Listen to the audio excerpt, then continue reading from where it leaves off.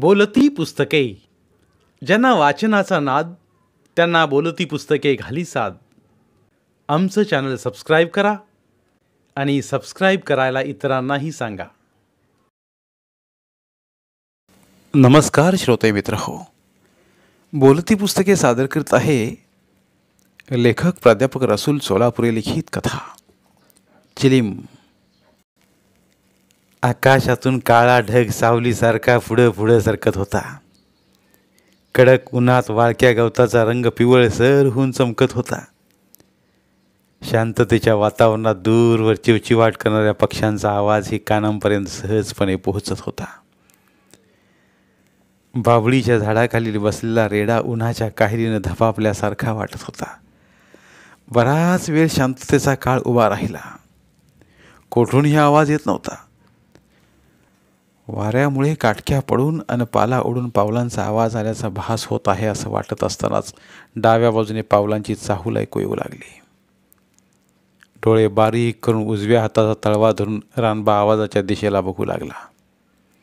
रानबाच्या अधूर डोळ्यांना लवकर कोण आहे स्पष्ट दिसत नव्हते. जवळ आल्यावर रानबाच्या लक्षात आलं तो खोताचा म्हादू होता. रानबा, काय म्हणायचं का तुझं? काय रे, काय झालं म्हणायचं रे? अरे हेच की, बघावं तवा नुसता शांत धरून पडला असतोस. यो एक रेडा जोडीला असतोय तुझ्या. तुला नाही समजायचं माधवा. त्यो माझा जीवाभावाचा मैत्र आहे. तुझ्यासारखा कोणीतरी वाकडी वाट करून आला तरच, नाहीतर या 80 वर्षाच्या माताला कोण विचारणार आहे वई. नुसतं दिस ढकलीत राहायचं. आज नकच बोलूस रानबा. बोलू नग तर काय करू म्हणतोस? या जगात माझं असं हाय होय कुणी? का नाही? सोन्यावानी पोर आहे, देवगुणाची सून आहे, आणि काय पाहिजे तुला सांग की? तू म्हणतोस ते बी खरंच आहे म्हणायचं. इतकं बोलून रानबानं खाली मान घातली. हातातल्या काठीनं जमीन टोकरायला लागला. थोडा वेळ कुणीच काही बोललं नाही. चिडे चुप्प शांतता पसरली. ती शांतता म्हादूनच तोडली. बोल की का, समजा आहे ना हो बरं. म्हादू, तुझं कसं चाललंय ते आधी सांग. माझं गेलं समजा खड्ड्यात. आधी तुझं बोल. काय अडचण बिडचण आहे काय सांगा. या वक्ताला अक्काची लई याद येते या बघ. तसं माणूस मी उभ्या जन्मात बघायला नाही. तोंड भरून प्रत्येकाबरोबर बोलायची. हातातली भाकर तुकडा पुढं करायची. म्हादूनं आपल्या बायकोची आठवण काढताच रानबाचं डोळं भरल्यासारखं झालं. डोक्यावर आडवा तिडवा गुंडाळलेल्या फेट्यानं त्यानं डोळं पुसलं. नुसताच दूरवर बघत राहिला. बायकोच्या आठवणीनं रानबाला झालेलं दुःख समोरच्या व्यक्तीसमोर लपून राहत नव्हतं. म्या निलाज राहाय रे माधवा, म्हणून देवानं मला या नरकात ठेवून शान तिला तेवढं लांबच्या गावाला नेलं बघ.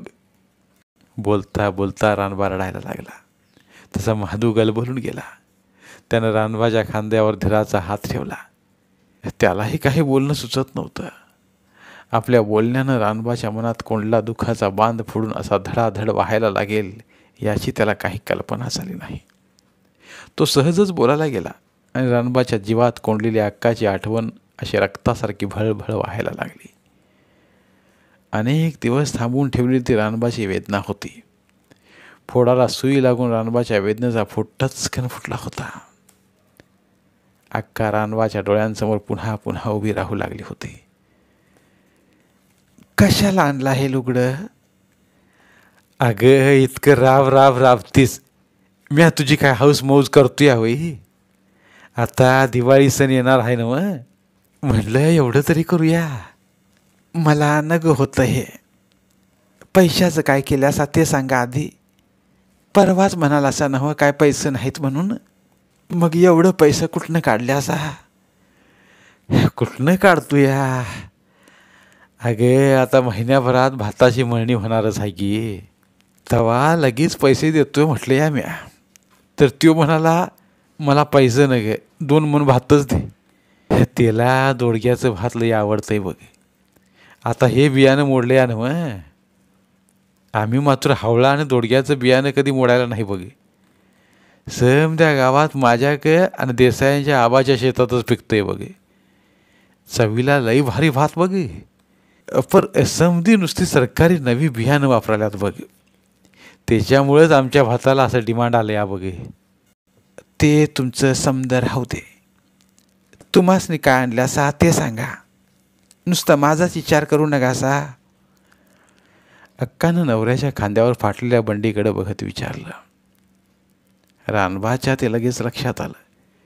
त्यानं लगबगीनं खांद्यावर उजवा हात ठेवून फाटलेली बंडी झाकण्याचा केविलवाना प्रयत्न केला. ती समधी झाकाझाकी राहू देत. तुमच्यासाठी काय कपडं लत्ता आणायचं नाही वय. नुसतं म्या नटून लोक काय म्हणतील तुम्हीच सांगा. नवऱ्याच्या अंगावर फाटकी कापड आणि बायको कशी नट्टाफट्टा करायला लागली बघा. हिला काय नवऱ्याची काळजी आहे वई. अगं असं कोणी बोलील होई. पुरुषाचं काय एवढं कपड्या लत्त्यांचं कौतुकाचं असते या होई. अगं बाई माणसाला अंगभर कापडं लागतात. म्या कधी तुला सोन्या चांदीचा दागिना बी घ्यायला नाही. निदान एवढं तरी असू दे म्हणून आणलो या. आता उगीच लई फापट पसारा लावू नकस. गुळाचा फक्कड चहा कर. तुझ्या हातच्या चहाला चवच वेगळी असती या ना. पुरं तुमचं असं हरभऱ्याच्या झाडावर चढवायची सवयच आहे तुम्हासनी. तुम्ही सरला असशीला पण म्या इसरायला नाही. तुमच्या आवडीची गोष्ट म्या बी परवा बाजारातनं आणून ठेवली या. अक्का हसून बोलली तसा रानबा आश्चर्यचकित झाला. डोळे विस्पारून तो बायकोकडे बघतच राहिला. माझ्या आवडीची कोणती गोष्ट हिनं आणली आहे याचा काही केल्या त्याला उलगडा होत नव्हता. तू काय म्हणते आहे तेच माझ्या ध्यानात येणं झालं आहे. लई कोड्यात बोलतीस तू. मधी गल्लीत फेरीवाला आला होता त्याच्याकडे काहीतरी घेतली असेल. रानबा थोडासा उल्लसित होऊन बोलला. छ्या तुम्हाला काय डोचकच नाही म्हणायचं. काय विचार करशिला तुम्ही. म्या सांगतीया काय तुम्ही बोलताचा काय. कशाचा कशाला मेळ लागत नाही. बरं ते जाऊ दे. बाकी मला लुगडं लई आवडलं ह्या बघा. लांबी रुंदीला अगदी घळघळीत आहे. रंगानं बी भारी आहे. तुम्हासनी कसं ठाऊक मला कसला रंग आवडतो या ते. बाकी ह्याच्या बाबतीत मात्र तुम्ही पास झाले असा. तुम्हासनी समद मार्ग देतीया.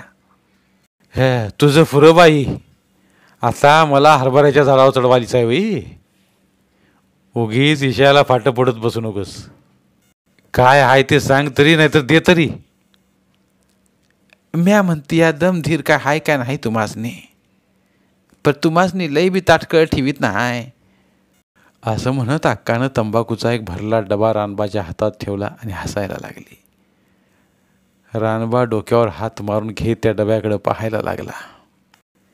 हे म्या म्हणतो या तू आणि कवापासून नवऱ्याची चेष्टा करायला लागली आईस.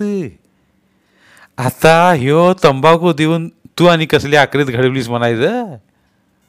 हे तर बाजाराच्या दिवशी आणती असंच की. भजी फरसाणा घातलेला चिरमुर बट्टर ह्यो तुझा कायमचा बाजार असतो या. ह्योच तुझा खरा बाजार. वय तुम्हासनी काय खायला आवडतं या तेच मी आणते ना. मग एवढं राबत्यासा मग एवढं खायचं प्यायचं न ग वय तुम्हासनी. समद बरोबर बोलतीस. काय बी मार्ग सोडून नाही बोलत तू. हां पर तुझा ह्यो काय बाजार नाही मला इसेच वाटायला.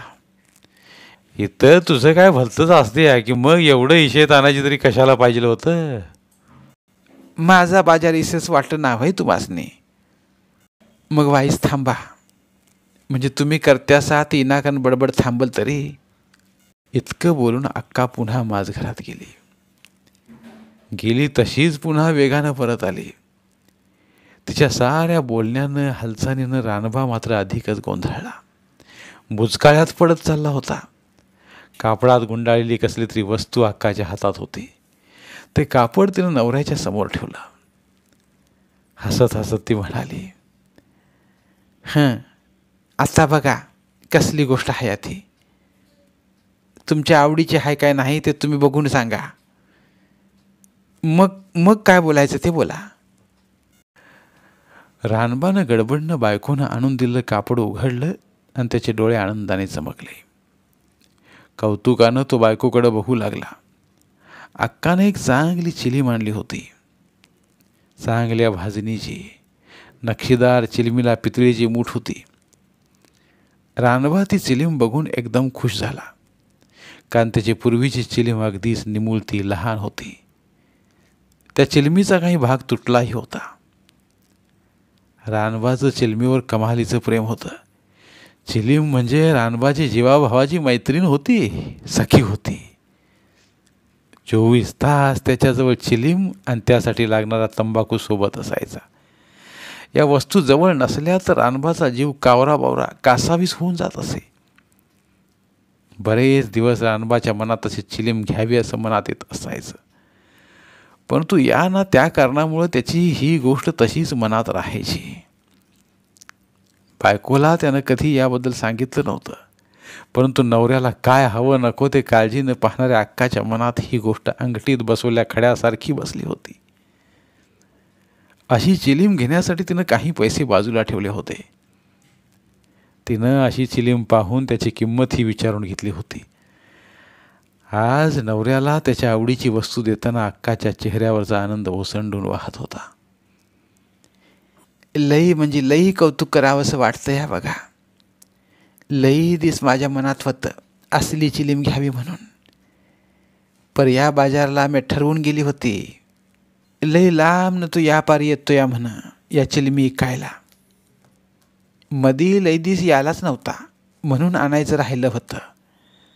आणून तुम्हासनी सांगावं म्हणून म्या तुम्हासनी काय बोलायला नव्हती. कसं असते या बघा कुमेळ काळ. तू आणि म्या एकदमच दोघांनी आवडतात त्या वस्तू आणला हो. खरं खुरं जीवाभावाचं नातं आहे म्हणायचं आमचं. दोघांची बी मनं एकमेकांनी समजतात. देवानंच गाठ म्हणून दिलेले असतात असं म्हणत्या ते काय बी खोटं नाही बघ. कसं समज काय बी विचारायच्या बोलायच्या अगोदर आवडीच्या गोष्टी आणला बघ. समज राहू देत, पर तुम्हासनी आवडलं ना म्या केलेला बाजार. अगं आवडला म्हणून काय विचारलीस.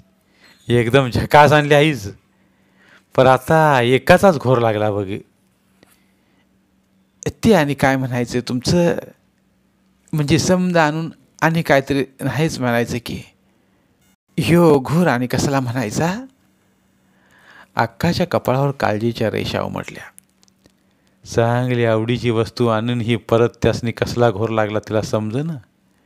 हसणारी अक्का एकदम काळजीत पडली. तसा रानबा बायकोची चिंता बघून हसला.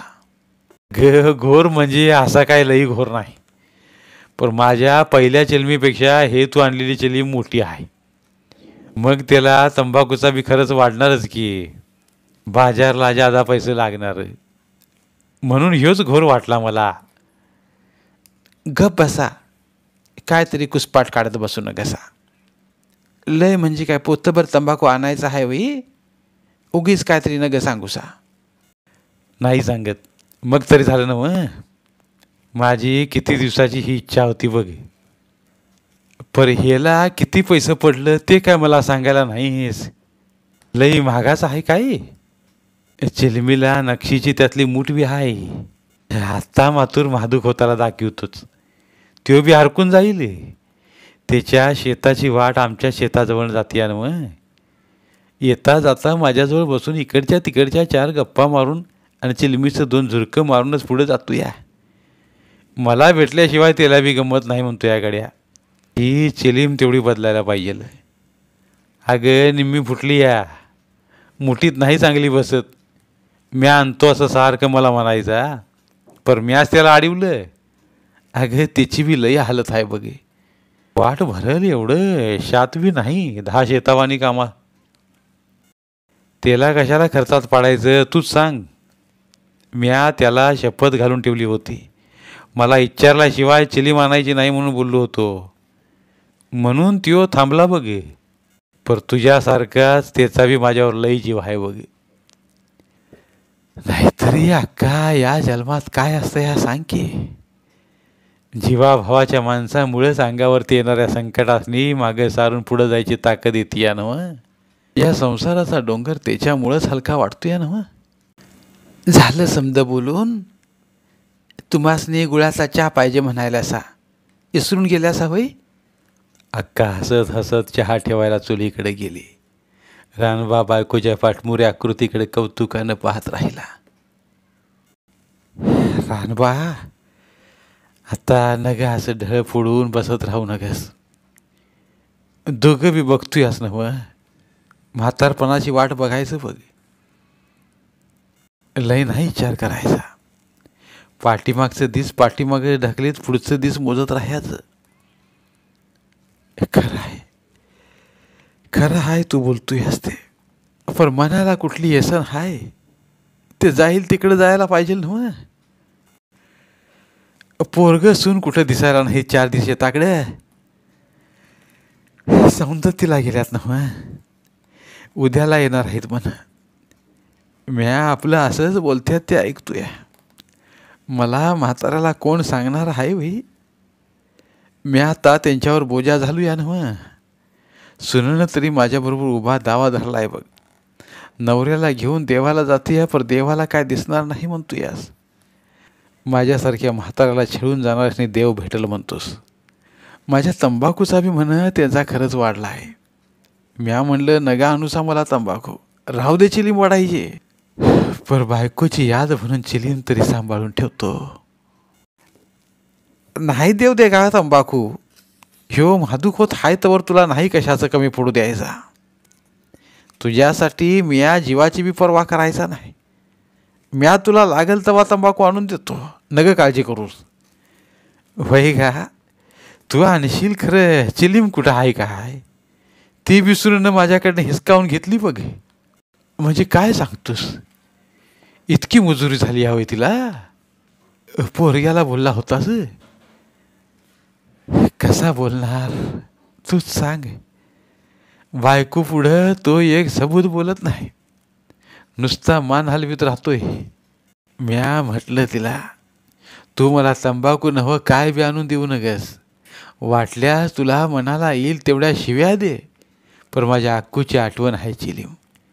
तेवढी माझ्याजवळ ठेव. नग सोनं चांदी काय नग मला. पण नाही ऐकायला. बाईनं म्हटली चिलीम घेऊन दुसऱ्याकडे तंबाखू मागत बसशील. आमची आबरू इशीला टांगशील. ते काय नाही चालायचं आमासनी. एवढंच बोलून ती नाही थांबली. माझ्या काळजाचा तुकडा असलेली ज्याच्यामुळं माझ्या जगण्याचा भार हलका व्हायचा. माझ्या अक्कू माझ्याजवळ हाय असं वाटायचं मला. सावलीसारखी सोबत आहे असं वाटायचं. ती चिलीम दूर दूर भिरकावून देवाला गेली आहे. बोलता बोलता रानबा हमसून हमसून रडायला लागला. महादूलाही आता आपल्या डोळ्यातील पाणी थांबवता आलं नाही. रानबाचा हात हातात घट्ट धरूनही रानबा त्याला भरल्या डोळ्यांना स्पष्ट दिसत होता. धन्यवाद. पुन्हा भेटूया एका नवीन कथेसह.